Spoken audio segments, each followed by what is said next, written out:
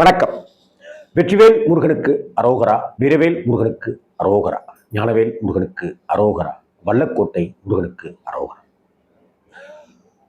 மனைவிக்கு உடல்நலம் சரியில்லை, ஆஸ்பத்திரியில் சேர்த்து ட்ரிப்ஸ் எல்லாம் போயிட்டு இருக்கிற இந்த சமயத்தில் அங்கே போன என்னுடைய கோயிலுக்கு, வல்லக்கோட்டை கோயிலுக்கு செவ்வாய்க்கிழமை அன்னைக்கு போன தோழிகிட்ட, எங்கே ராம்ஜி அண்ணா ஒய்ஃப் எப்படி இருக்காங்க அப்படின்னு விசாரித்த பரணி அண்ணா குருக்கள் மாதிரியான அத்தனை பேருக்கு முதல்ல நன்றி சொல்ல கடமைப்பட்டிருக்கேன்.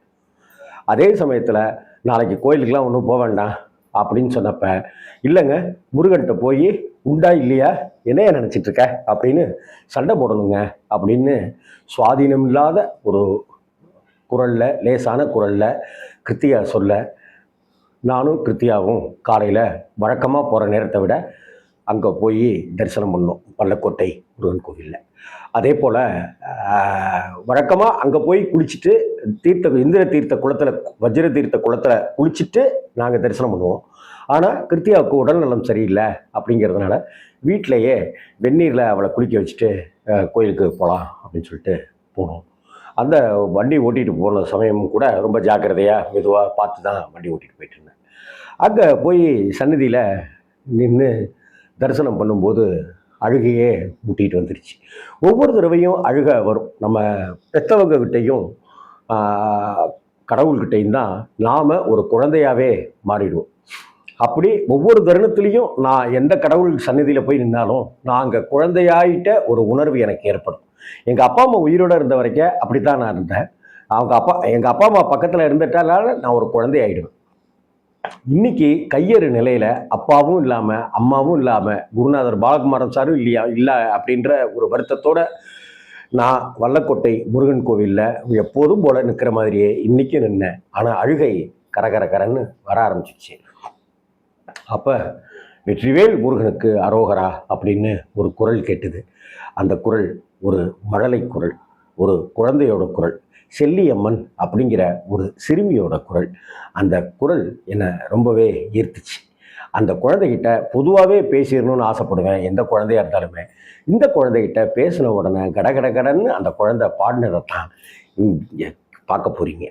அந்த குழந்தைக்கு என்னுடைய ஆசீர்வாதங்கள், அந்த குழந்தைக்கு என்னுடைய மனப்பூர்வமான பிரார்த்தனைகள். அந்த குழந்தை சீரும் சிறப்புமாக வளரணும்னு. அந்த கணவன் மனைவி 2 பேருமே அவ்வளவு ஒற்றுமையோட, பலத்தோட, பக்தி சிரத்தையோடு இருக்கிறத பார்க்கும்போது இன்னும் சந்தோஷமாக இருந்தது. படப்பையில் இருக்கிற அந்த குணா கோமதி தம்பதியினுடைய குழந்தை செல்லியம்மன் பேர் பாருங்க, ரொம்ப அழகான பேர். திருநெல்வேலியில் நான் திருமலரில் வேலை பார்க்கும்போது தாழையூத்தில் நாங்கள் குடியிருந்தோம். அங்கே அந்த தெரு பேர் செல்லியம்மன் கோவில் தெரு. அங்கே எங்கள் வீட்டு வாசலில் நின்னாக்க செல்லியம்மனை தரிசனம் பண்ணலாம். அந்த குழந்தைய நீங்கள் பாட்டை கேளுங்க. முருகன் செல்லியம்மா எதனால் படிக்கிறீங்க? எந்த ஸ்டாண்டர்டு? செகண்ட். இன்னொரு பாட்டு சொல்லு. இன்னொரு பாட்டு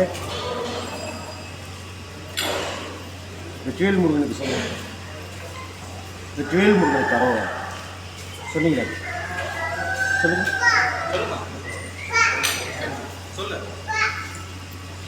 வேற என்ன பாட்டு? வேற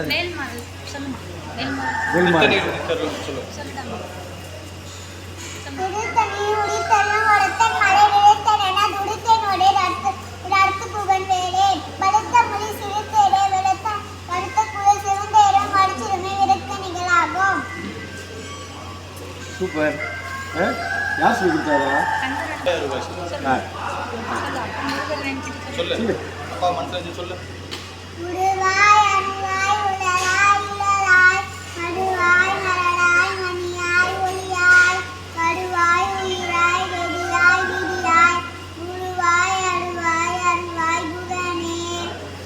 சூப்பர் சூப்பர்.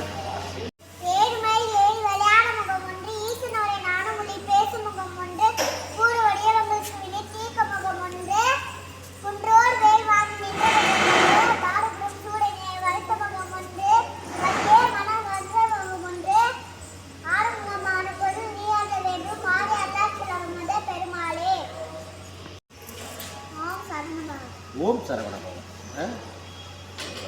அப்பா பேர் என்ன? குணா. அம்மா பேர் என்ன?